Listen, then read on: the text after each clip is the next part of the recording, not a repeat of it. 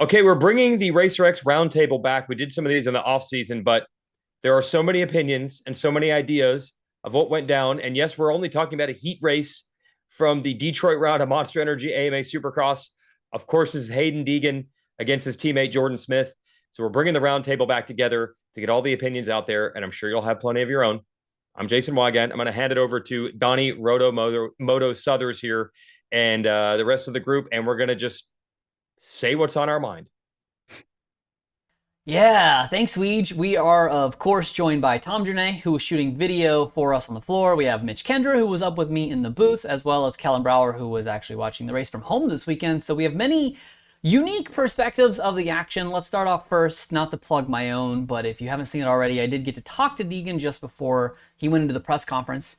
And he was much more open with me that he liked racing like that. You know, he likes the dicing, he likes the battle. And I think we can all agree that it definitely seemed that way watching from a distance. But let's get this thing started with our perspective. So, what did you guys see, and what was your initial reaction when you were watching that play out live? I'll go first. I'm the announcer on the floor, and the first thing that ran through my mind was why? Like, we've seen this type of racing before, but I rarely see it on the second lap, I think, of a heat. And once you see someone get on the brakes and slow down, what we call the cat and mouse, it usually doesn't work long term. It's great on the last lap, one-on-one battle for one position. But I was like, oh no, he's going for the brakes. And that's usually when things escalate. And then they did. And then neither of them ended up winning the heat. So that was the first thought. I'm thinking, why did he choose that tactic this early? Because to me, it very rarely ends positive for either rider. Tom, how Yeah, good and of an angle did you have? oh yeah. I was on the floor too, and I was actually by the section where AP fell, so I didn't actually get a good enough angle really at first, so I didn't see the turn after the whoops. But I heard the crowd get wild, so I immediately just started recording like their battle. And the second bull turn, I got a good angle of it, and I'm sure we'll see it here in the show.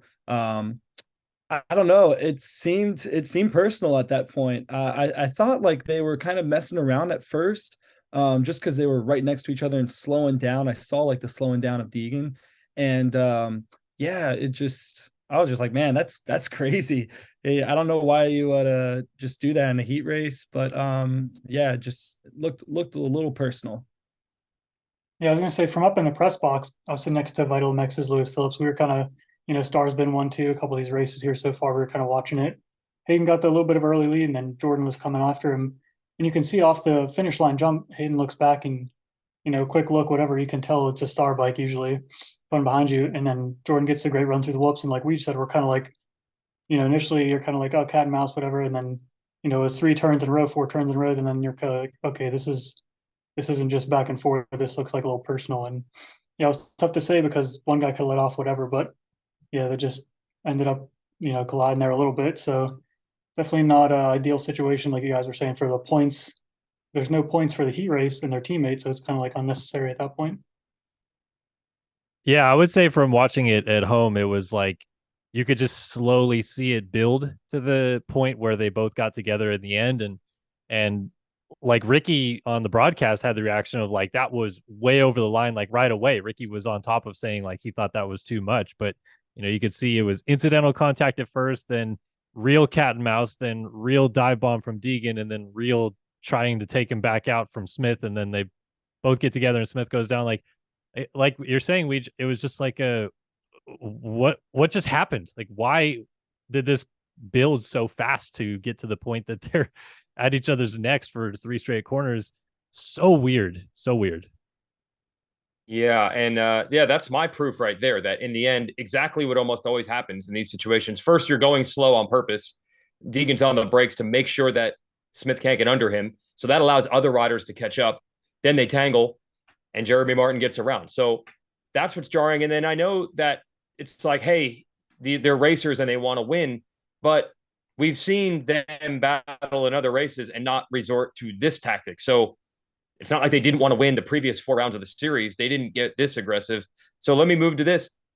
I heard a lot of people say, like, this is just revenge because Smith has been taking him high in some races. So I think, Kellen and Mitch, you were doing some analysis there of other events. Kellen, I'll start with you. What did you see on the maybe Hayden owes him one? Yeah. So, I mean, it depends on how you, I guess, analyze the teammates battling with each other. So far, I've viewed it as, they've raced each other square and pretty hard. And it sounds like that's what they do at the test track. So I didn't think it was weird. But yeah, if you go back to Houston, Smith and Deegan are battling, I think, for fourth in the main event. Thrasher catches them. Thrasher goes down the inside, almost takes Deegan down, but it was more incidental. Thrasher coming up the inside, Deegan coming down in a corner. So I didn't really think much of it.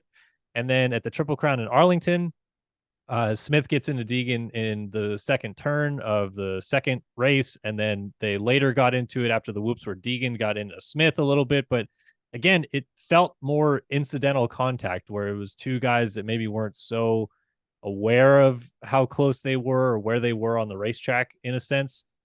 Which to me almost felt like what happened at the start of this. It felt like another incidental, whoa, Smith got a great drive to the outside and Deegan just didn't even know he was there. So he went to the outside of the corner and suddenly they hit. So I felt like we just saw the same thing happen again. It didn't feel over aggressive or anything. It just felt incidental to me. At first. Yeah. Yeah. Yeah. Did you see any of these clips you found, Mitch? Oh, go ahead, Donnie. Yep. I was going to say after the race, I talked to Deegan and I asked him, like, do you guys practice like this? And he said, yeah, like we do kind of scrap a little bit because they need to know how to do that. And he also, kind of that, like, I'm a rookie, I don't have the race experience and I could really use that kind of thing. So it seems like it's not something that might be just contained to the racetrack. It seems like it could be something that's happening, through the week as well. Yeah, kind of going back to what Kellen was saying, we were looking at the Arlington race and stuff. And it was kind of the same situation like Kellen was saying. The one, Smith caught him in the whoops. Sometimes it's hard to gauge when the guy's coming up and the speed and stuff. So yeah, the first pass or the first, I guess, him blocking there after the whoops, you're like, okay, it's just he didn't realize it was him, or whatever. Maybe he didn't realize where he was going. But then Haiden looks at him, and then that's when he slams on the brakes the next turn. That's when you're kind of like, all right, now this didn't look like the previous ones where I was just racing the hip going forward. This kind of looked like you guys were saying, they were slowing it down. It was more of, hey, I'm going to block you instead of let's keep racing forward. And then like you mentioned, J Mart, he was able to jump right by them because I think Haiden had to roll both of the doubles, and J Mart jumped right past, took the race lead, ended up taking the win. And after the race, I was talking to him, and he was like, yeah, it was like fireworks. Those guys were taking each other out. I'm like, it's just a heat race. And so he was pretty happy with the win. He hasn't won a heat race in a couple of years. So he was able to benefit off it. And then obviously we know what happened with Smith. Had another crash in the Dragon's back. Had a crash in the whoops. Had just a rough night. Doesn't make it. Has to go to the LCQ. Doesn't make it through that as well, even after a last turn attempt. But it was just a rough night from the get go. It was kind of it was like, all right, these are just race against. We're going to race forward, and then it just turned bad quickly. And big points change there for Smith and these guys getting shuffled around. And Max Anstey too had a separate crash, but top three guys and the points were shuffled around there a little bit. So I think Jeremy Martin having the reaction that he did, saying like that he couldn't believe it, is why this is a talking point. It would be one thing if it's just us media saying, whoa, this is wild to us, but a guy that was in the race that had been on that team before that benefited from it happening saying, I couldn't believe what was happening, I feel like makes it a talking point. Like he saw it all happen in front of him and still thought that was over the top from his perspective, and he benefited. So I think that's key. Those four turns, really, J Mart, like the front two start guys had a little bit of a lead, but J Mart was, he was able to capitalize on it because the four turns in a row, they held each other up, and then J Mart literally just jumps past him, doubles, doesn't even, he's uncontested for the race win. He was kind of shocked. It was just, it was just like, he was like, there's chaos behind me. So, yeah, well, I was, here's the thing. I think we have, some vets in our sport, like, people that are aggressive, like Barsha or maybe even Anderson, that have kind of always raced their life like this. And Deegan's a fresh face to the sport, so I think people might not know exactly kind of his background, but in amateur racing, he's always raced pretty aggressive. So I think to him, maybe in his eyes, it's maybe a little aggressive. Not really. That's just him, how he races. So I think we're just not seeing enough yet, but I think that's just the way he's gonna race you. Hey, that's a great point. So Donnie, when you talked to Haiden, that is kind of where he was going with it. That it wasn't necessarily like, I hate someone. It's just the way he just likes to race in general. Yeah, he said, I mean, I put it on the thumbnail. He said, like, yeah, I like racing like that. That's the kind of thing that he's into. So it's one of those things where, obviously we've kind of, as a fan base, have kind of put the villain card on like Barsha and Anderson and guys like that for racing hard like that. But we can't deny that they race like that because they like it. It's fun for them to do so. And there's nothing wrong with that as long as it's not malicious, I feel like. Yeah. Go ahead, Mitch. Yep. I'll say another thing to think about, like J Mart, Jordan Smith, some of these guys older in the class, they've been literally racing against each other for years. And then you throw Haiden Deegan in there, who's a Supercross rookie, and he probably hasn't raced Jordan Smith and Jeremy Martin ever because of the age difference. And so there's a skill difference, there's an age difference, there's just, Tomac and Ken Robinson, when they're out battling each other, it's usually pretty clean racing. They've raced each other, they're respectful of each other. They kind of know what to anticipate. They can know where Tomac's going to make up time here, and they know we're going to square each other off here. Some of these younger guys in the class, there's so many rookies and really inexperienced guys, Levi Kitchen, Styles Robertson, there's still these guys, Nate Thresher, that are pretty young in the class. It's their first time battling Supercross, and it's the first time battling one another. So there's tough things. You don't know who's going to catch you where or what move they're going to kind of pull just because you've literally never raced them before on the situations in these scenarios. Yeah, down on the floor. So yeah, good point, Mitch, where it's Jeremy Martin, a guy who's been around. His reaction is not like, wow, that's normal. He was a little like, wow, what was that? That was Carmichael's reaction in the broadcast. A little bit Daniel Blair as well. And I'm down on the floor. I can tell you everyone's reaction, if they had a reaction, whether it's mechanics, team managers, people who've seen a lot of races in their time, everyone was surprised. I can't say I saw anyone was angry, let's string this kid up. How dare he do this? But a lot of it was, wow, that's not what we usually see. But maybe that's your point, Tom. Like maybe we'll eventually get there and just kind of know, because you're right. When we see it from Barsha, no one is surprised. So maybe it is his style. It wasn't, I hate Jordan Smith. Maybe you're right, Tom. Maybe we'll just eventually realize Deegan just races too hard. Yeah, and it's nothing against even to guys like Barsha or even Anderson, like, whether you like him or not, that's just the way they race. And I don't even think they see it as, they want to like, clean you out or anything. That's just the way they ride. And I think Deegan, I mean, we have, they've been getting into it now. I don't know how many rounds they've been in now, but yeah, he's a fresh face to a lot of people that have been keeping up with the pro motocross and supercross scene. So I'm excited to see some more battles out of him. Can I address an elephant in the room here? Can I just address this? The Deegans have done a fantastic job growing the sport through the YouTube shows, the channel, social media. It's fantastic. Everybody says they want to bring new fans into the sport. They've actually done it. So kudos to them. But I do think some of the reaction we see after is from people who are relatively new to the sport. And the difference between mechanics I'm seeing on the floor that have watched hundreds of Supercross heat races in their time, and they're like, wow, I don't know what I'm seeing right now. And new fans who maybe have only watched a couple of Supercross races. Maybe they only watch Hayden's channel, and now they're watching Supercross this year consistently for the first time. Their reaction to this is much different. I see a lot of, I didn't even see anything wrong with that. And you're right. If you haven't watched racing, I mean, nobody died, nobody got hurt. But it's another layer that when the Deegans are involved, it adds this much more microscope, this many more opinions. I mean, there's probably people watching that are not necessarily fans of all the riders. They're just Haiden Deegan fans. So I feel it has to be addressed that it escalates everything probably a little bit more in the conjecture after an incident. Yeah. There's new Deegan fans. They probably might not even have known who Jordan Smith was until this incident happened, which yeah, crazy in our opinion. But like you said, bringing in new fans and stuff, we see people in the comment section all the time. I just want to watch Haiden Deegan. They need to put the TV cameras on Haiden Deegan more. Mm-hmm. Like whatever happens after the race, he gets a podium, gets seventh place, whatever. They're like, I want to hear from him, and it's like they don't care about some of the other people, which again is in the opinion of everybody. That as a media, we're supposed to cover everyone, so we try to. But yeah, some of these people are watching this for the first time, and they're just like, "Oh, that was a dirty move from that Smith guy. What the heck?" And it's like, have you watched any racing like before this, or are you just completely new?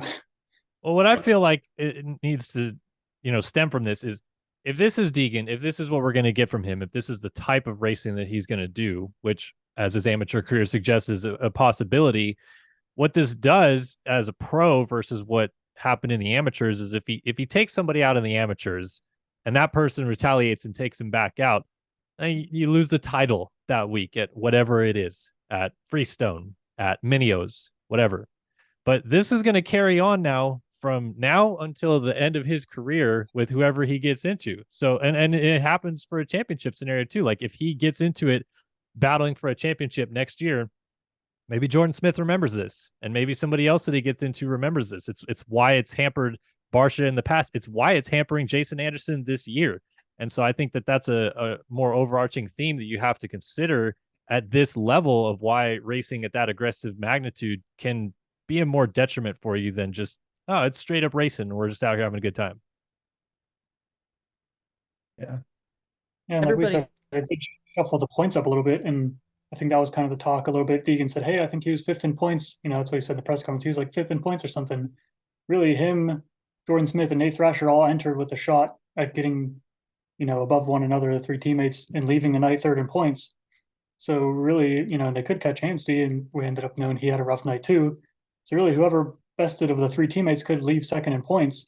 You never know, there's a lot of racing left. And then, yeah, there was kind of some talking, oh, Deegan's like, oh, he's 5th in points. Well, Deegan, technically, he was 2 points ahead of you entering the night. And again, things can shuffle around. But there was some of that talk too. People are like, oh, he messed up Deegan's championship hopes. Well, you know, it kind of goes both ways. They're literally right behind each other in the standings. So whoever bested one another, it was, you know, kind of costly there.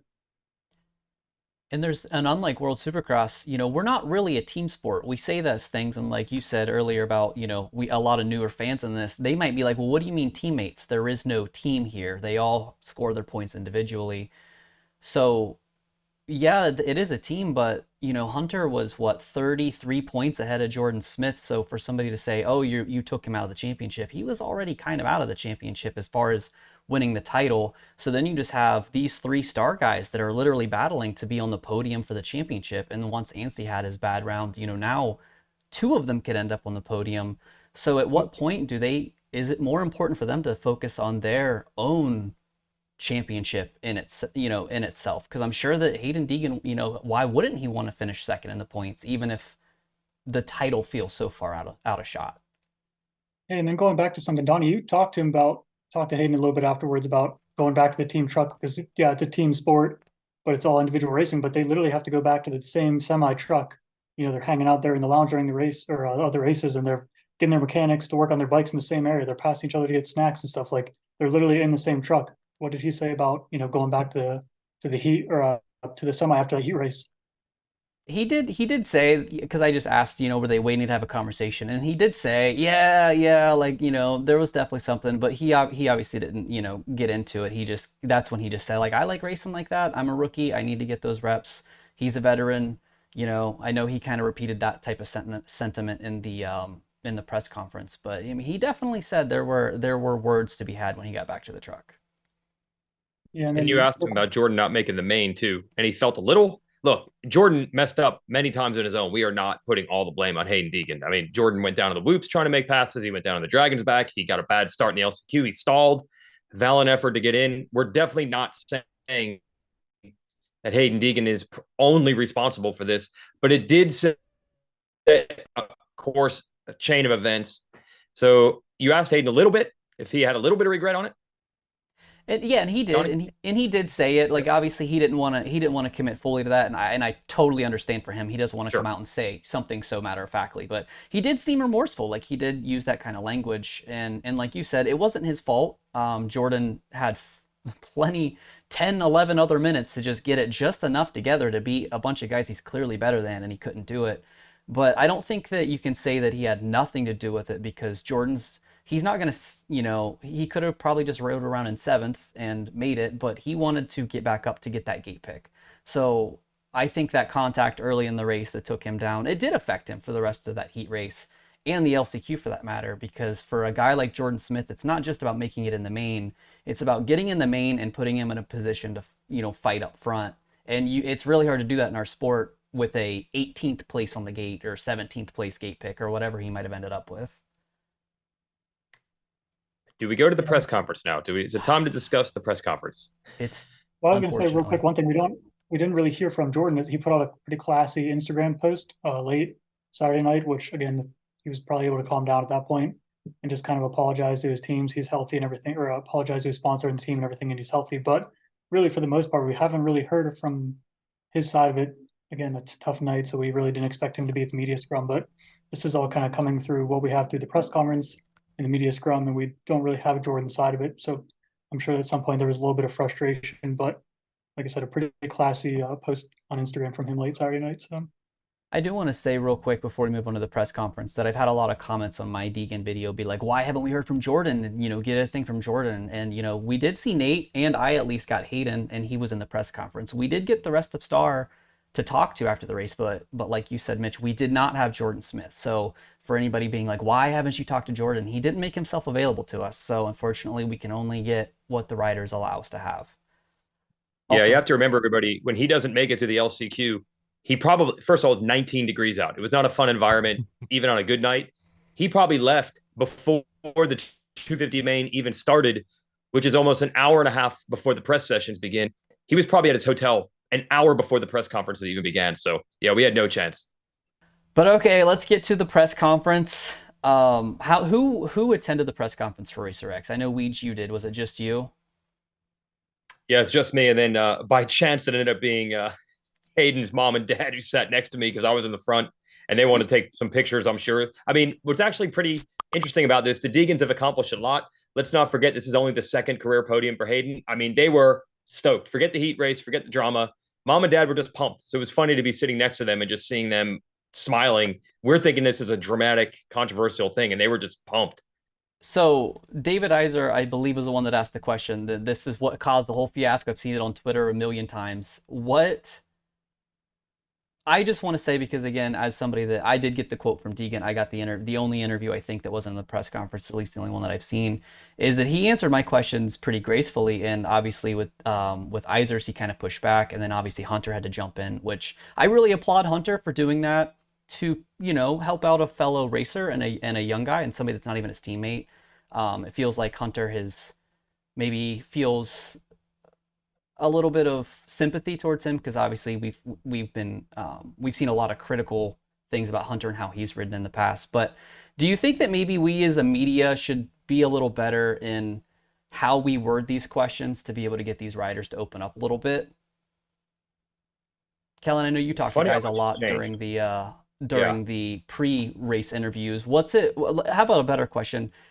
Does it seem much more difficult to get these guys to open up in those those post-race press conferences rather than in the other ways that we interact with them? Yeah, I think. Well, go ahead, yeah, sorry. I was gonna say, I think it's a mixed bag, because in those press conferences, I do feel that they are maybe a little bit more reserved about what they're going to say, and when they're talking to you one-on-one, it feels a little bit more like a personal connection. But at the end of the day, they are more or less going to answer kind of the same questions regardless. Like even in a scrum situation where we pull these guys from the press conference and interview them one-on-one afterwards, I'll have guys come up to me and be like, yep, same questions again. I know, go ahead and hit me. Like they know what's coming to a degree. So yes, it is a little bit different because maybe the pressure is a little bit different, but also they should almost expect it to some degree that these are the questions, these are the storylines that people are going to want to know about, and you kind of have to expect that those questions are coming. Weege, what were you going to say? Yeah, I think it's a little bit of both. For sure, it's more relaxed and you can get more background and drill a little deeper when it's one-on-one with anybody, obviously sitting in front of a room with lights. And I think even they were just a little more nervous about, if I say the wrong thing. Although, to be honest, if you're interviewing them on camera, that's the same risk either way, but it just feels, I think, more nerve-wracking. However, I do feel like the people asking questions know this is a requirement. As long as I am accepted into the Zoom as a member of the media, I can be a little bit harsher. I think even from the media side, also, you're probably a little nicer when someone's giving you personally one-on-one time than when they're forced to sit there at the desk and you can ask whatever you want. So in some ways, I think they get asked harder questions. And let's not forget, sometimes that's good. Sometimes you want to get the athlete or whoever it is in a media situation, a CEO, a politician, sometimes you want to hold them accountable for what they did. So yes, I do think they get more brazen, bold questions in the press conference than they do one-on-one. Here's the thing. Can I say something? Not to even discredit ourselves or anybody else, but these press conferences are the ones that get the most attention whether it's Supercross or Pro Motocross, when fans want to go see the press conference after the race, they go to the official one, and that's the one that gets the most attention. So at the same time, they're the most important. That's the most important time to get, quotes from those guys. So that's just something I wanted to point out. And then Mitch, you had one of your first experiences, being that on camera media guy asking these questions.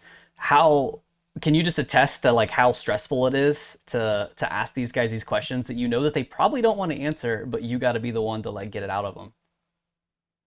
Yeah, I would say just compared to a couple of the guys on here, like Weege is obviously an experienced vet, as well as you are, Donnie and Kellen behind the camera or in front of the camera, and Tom's obviously behind the camera guy. So I'm kind of working in between the ground there a little bit. So it's kind of all new to me. So it's been a learning experience, but even, we were there when you were standing beside me, talked to Eli, and, he opened up, I'm pretty sure, to all the, not just us, but all the media guys. Vital was there. Anton Weed was talking to him for Race Day Live. But Eli did allow, he explained the scoop about his strained neck last week in Indianapolis, which, something we really didn't hear about last weekend in the press conference, whatever. Not that it's an excuse, but it was like, hey, here's some insight into, like he said, he couldn't turn his head to the right when he got on the airplane. And he's like, oh, geez, like it's going to be a tough race. So even just sometimes, we don't hear about things right away. So maybe this is a situation, even with this incident from this weekend, maybe this is something we hear about, next weekend or in the future at the next East Coast race, I guess, technically, because they're off for a couple of weeks. But yeah, sometimes it's nerve-wracking as us media guys asking the hard questions, asking the questions we got to ask sometimes. And sometimes we get the response we're looking for. Sometimes we kind of ask the same question again. Sometimes it really depends on the wording and how we phrase it. And I guess, what we're looking for in an answer. Sometimes we get it. Sometimes we don't get it. Sometimes we ask a question, the guys go a completely different way, which sometimes is beneficial. Sometimes it's not. So it's just, it's between us trying to do the post-race media scrum, press conferences, pre-race interviews, trying to run into team trucks to get to talk to guys. Like it's a lot going on, and you're watching the race all day, writing content, grading content, doing photos. There's a lot to take in, and you're just kind of, how can I get the best information out of these people? Which again, sometimes it's a press conference. Sometimes it's, press conferences are great, especially if there's two guys on the podium that had either a run-in or they're battling the championship. You can ask them directly, hey, Rider 1, what did you think about this? Rider 2, what did you think about this? Whereas in a media scrum, if it's a one-on-one, you're not able to get the second opinion sometimes. So interactions are sometimes more beneficial one-on-one, sometimes are more beneficial in the press conference. So really shout out to Feld for, having both options. Like we just said, there's nights where we can get a couple guys to go to both. Sometimes guys, I talked to guys on Saturday night. That was the first time I was talking to him since Friday morning for press day.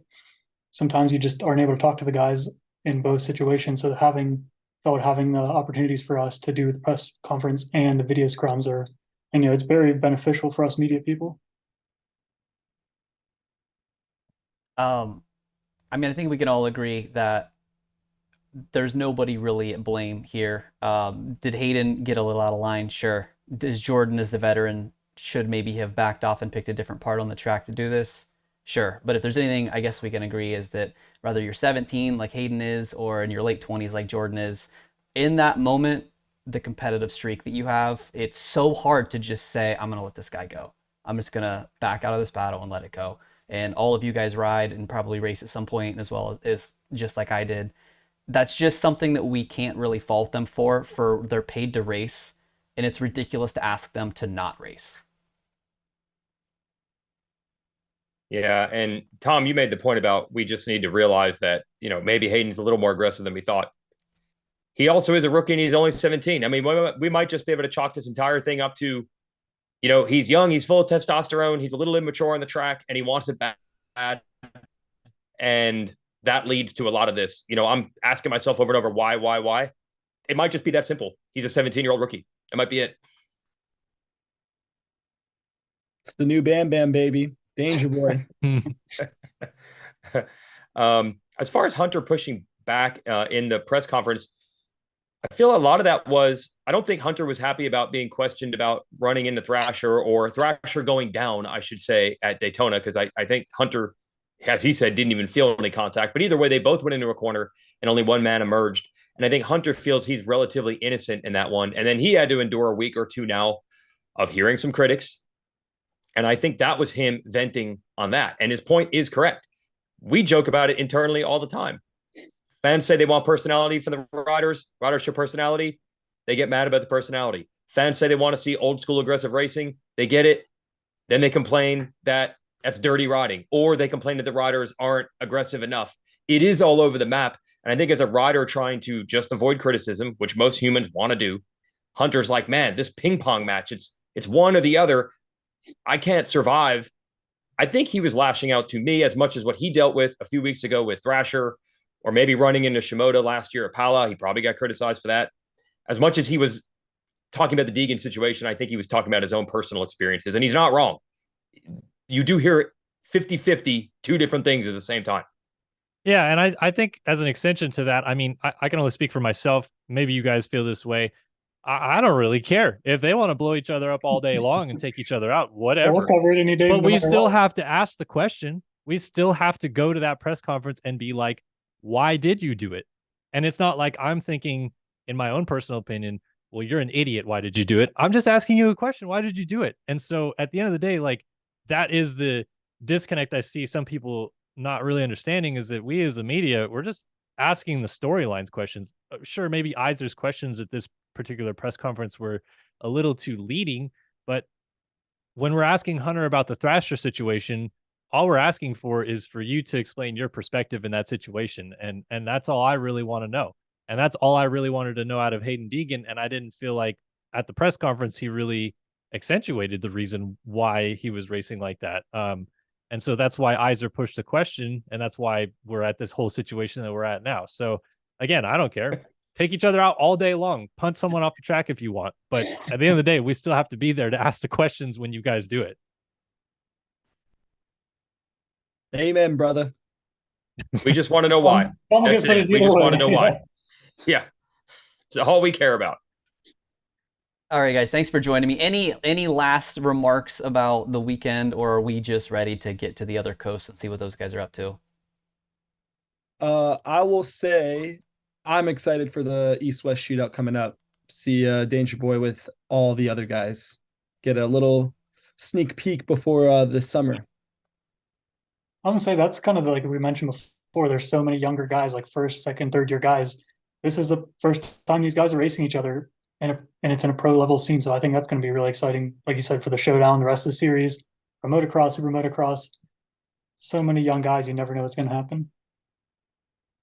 Yeah, Hymus is probably really glad that he bowed out when he did. He just dodged this whole weekend. Just doesn't even have to worry about it.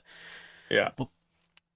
All right, well, I will go ahead and wrap it up then for Tom Journet, Mitch Kendra, Kellen Brauer, and Jason Weigandt. Thank you so much for watching the RacerX Roundtable. Remember to visit racerxonline.com for all of your motocross and supercross news.